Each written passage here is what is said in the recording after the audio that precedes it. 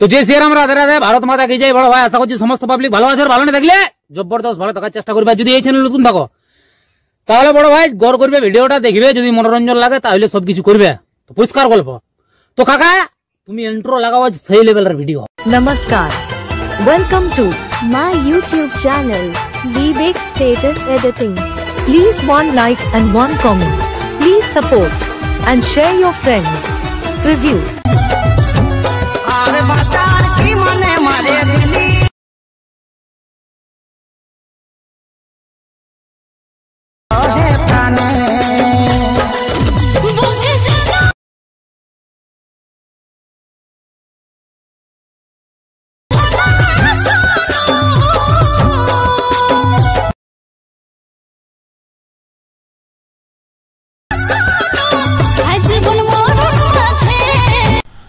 Hello guys, আজকে যে preview status ভিডিওটা দেখলেন, এরকম নিজের ফটো দিয়ে কিভাবে স্ট্যাটাস ভিডিও এডিটিং করবেন সেটা শেখার জন্য ভিডিওটা পুরো শেষ পর্যন্ত দেখবেন, না স্কিপ করে। এরপর অ্যালার্ট মিশনটা ওপেন করে নেবেন।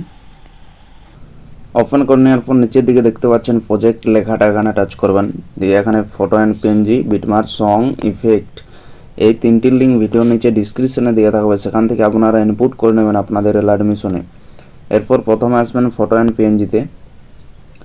আসার পর এখানে টাচ করবেন, দিয়ে এখানে সিলেক্ট অল লেয়ার্স লেখাতে টাচ করে সিলেক্ট অল লেয়ার্স করে নেবেন। দিয়ে আবার এখানে টাচ করবেন, দিয়ে এখানে কপি সোলো লেয়ার্স লেখাতে টাচ করে কপি করে নেবেন। এরপর ব্যাকে চলে যাবেন। ব্যাকে যাওয়ার পর এখানে বিটমার্ক সঙ্গে আসবেন। আসার পর এখানে টাচ করবেন, দিয়ে এখানে পেস্ট সোলো লেয়ার্স লেখাতে টাচ করে পেস্ট করে দেবেন।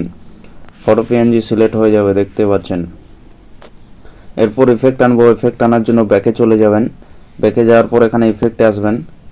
ইফেক্টে আসার পর এখানে ইফেক্ট কপি করে নেবেন। কপি করার জন্য এখানে ছবির মধ্যে টাচ করবেন, দিয়ে নিচে ডান দিকের কোনায় দেখতে পাচ্ছেন ইফেক্ট লেখাটা, এখানে টাচ করবেন। এরপর নিচে বাঁ দিকে দেখতে পাচ্ছেন 3 ডট, এখানে টাচ করবেন।